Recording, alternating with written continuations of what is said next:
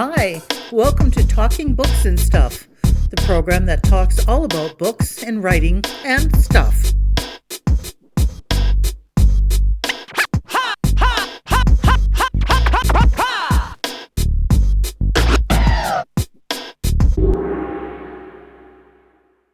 Here's your host, Dennis Rimmer. Welcome back to yet another episode of Talking Books and Writing and Stuff. And today we're talking about books and writing and poetry and probably lots of other stuff with award-winning poet Robert Bringhurst, poet and novelist Robert Bringhurst. He comes to us now from Quadra Island off the coast of Vancouver Island. So I guess it's the East Coast. So, sir, what's life like on Quadra Island these days? Is it as idyllic as it sounds? Pretty close. Climate change comes here as it comes everywhere else. So we've had some pretty startling episodes of extreme heat, and the seasons are out of kilter. Right now it's a cold, late spring, and any moment we'll start worrying about forest fires instead. So is your place on the island, does it overlook the water, or are you inland a bit? No, I'm a mountain person, not a beachcomber. I live up on a ridge called Harriet Ridge. All of I don't know, must be at least 100 meters above sea level. So I'm safe from the tidal waves. That's good. Okay, yep. And the rising waters. Robert Bringhurst is with us. The book we have in hand is The Ridge. But before we get to that, and you are on a ridge, it says here that you started being trained in the sciences at MIT, but then switched to the humanities. So what was there anything that made you obvious change? Anything that made you make that switch? Well, I can't claim that I knew what I was doing back in those days. I was just following my nose, but my nose worked all right, I guess. The sciences were not then quite what I had imagined, and they're much worse now than they were then in terms of what people actually do. Physicists spend all too much time sitting at computers, and they work in gigantic teams with numbers all over the world, and they're tied in turn to enormous experimental projects that cost enormous amounts of money and therefore require raising enormous amounts of money, and it's awfully bureaucratic. Writing poetry is not like that, and I'm not like that. So I'm better off in a prehistoric profession instead of a postmodern one. Got you. How long have you been up there on Quadra Island? Just curious. Oh, that must be about 20 years now. And you were born in Los Angeles, but also lived at a time in Alberta and BC. So did the folks move around a lot, it seems like? They did, yeah. I left Los Angeles when I was less than a year old, and so I don't have very clear memories of the place. I grew up in Montana and Wyoming and Utah and mostly Alberta, where my parents moved just after I turned 6. So you're what they call a dual citizen, are you? I am, yes. Yeah. I have the privilege of filling out tax returns in both countries, and it's that season of the year. Yes. Well, I lived in Washington State long enough to get some U.S. Social Security, so I get to do both tax returns as well, but I never took out citizenship, so I'm still a single person. So your daily life as a writer, a poet, do you have like a set routine, or is your life such now that you don't have time for a set routine? I'm sure a set routine would be more efficient. My routine, as I understand it, is just that I work all the time. But since my work is play, I have a hard time telling a difference. I just go along. I I don't, require myself to appear in a certain chair at a certain hour of the day, or get released at a certain hour of the day. I'm sure that's the better way of doing it, but I've never been very good at routines like that. Which is, and science, of course, is all routine and following steps and courses and formula. Except the real discoveries, which are never routine. Right. That's the only part that counts. That's right. So there's a bit of, there was at least a while back, you had a book out about that translated from Haida. So you got to know a bit about the Haida culture from sculptor Bill Reed, I understand. Is that right? I worked with Bill for a long time, and I learned an enormous amount from him, yes. He was not a speaker of the Haida language, but he knew just about everything else that a wise old Haida might be expected to know, and he taught me a great deal. And his carvings, some of them are on display at UBC, are they not? Yes, there's a good chunk of the Museum of Anthropology there that's devoted to his work, and more of it in Ottawa, of course, and elsewhere.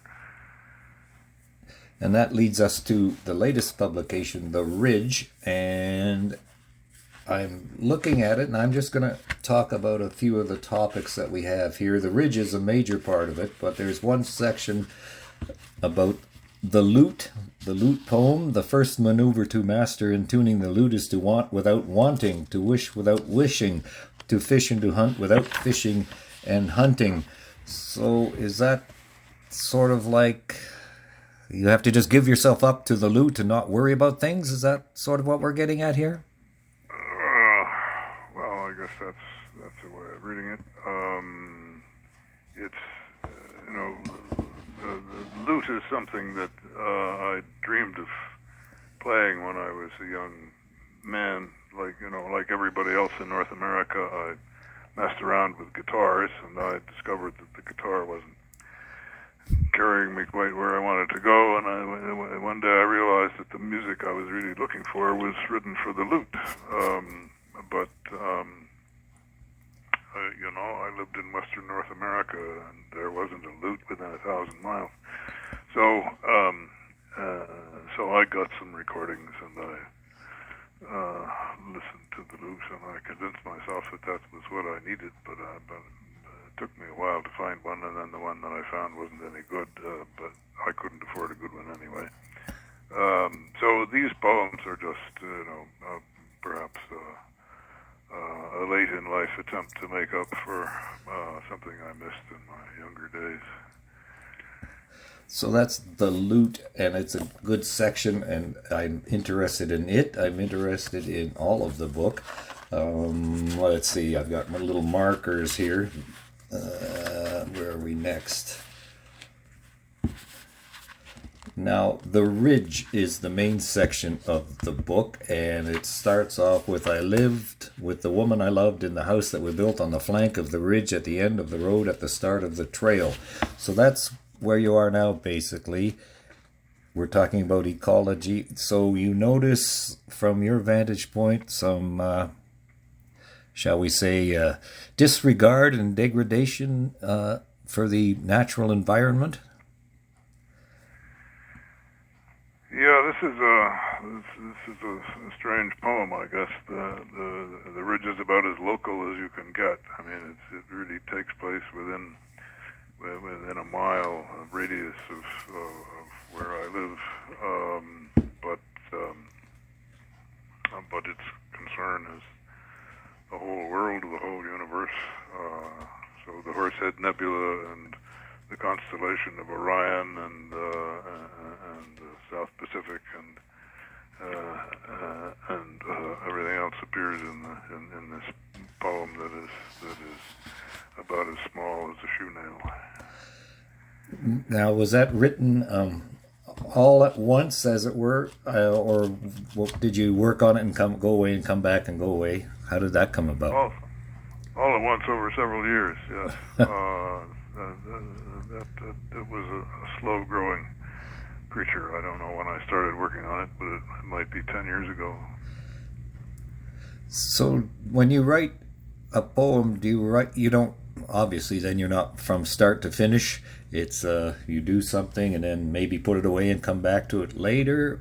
Is that usually what happens? Well, it's like sawing very hard wood.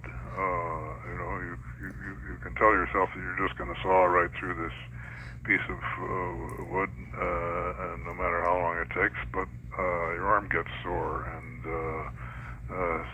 sawdust gets up your nose and you sneeze and you have to stop for a minute. It's you have to be patient if you're going to write a 60-page poem. It's just not going to happen all in one afternoon. No. At least not for me. Not for you. People that can do it. And Robert Bringhurst, poet from Quadra Island, Vancouver area, west of Vancouver and east of Campbell River. And I've opened up another page here. I think this kind of sums up what a lot of people are thinking these days. Forgive them, for they know not what they do. Although we've told them, showed them, laid the proofs out carefully and thoroughly, they know not what they do. They cannot know, cannot allow themselves such knowledge. No, admitting they are murdering the planet is more than they can do. So it seems that way. We've polluted the water, polluted the air, polluted the earth, the dirt. What's left? We're just on a fast track to doomsday? Well, it does look that way, doesn't it? Yeah. Nobody knows exactly what shape doomsday takes. That's not going to happen all in one afternoon either.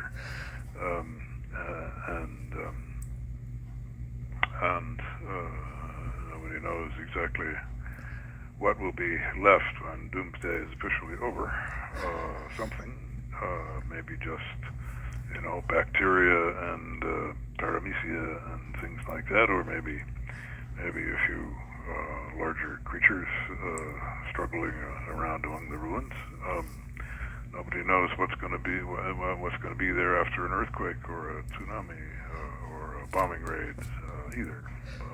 So you just cross your fingers and hope for the best, whatever that might be. Robert Bringhurst's latest work is The Ridge, and it's from Harbor Publishing. And how did Harbor Publishing, have you had a relationship with them for a while? Well, I've known Howard White, the publisher, for a long time, but this is my first Harbor book. Harbor bought Douglas and McIntyre some years ago, and I had a long, happy relationship with Douglas and McIntyre, so there's a sense in which, I just came into the firm like an old chair that was acquired at an auction. Anyway, Howard is, he's been around for a long time, and he is not so much swayed by the immediate currents of political correctness as some other people, so he and I get along very well. Oh, that's good to hear. What do you hope, final question here, any hopes for what the Ridge will accomplish, or what do you want readers to take away from it?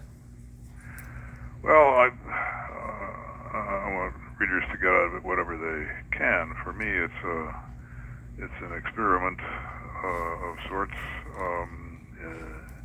in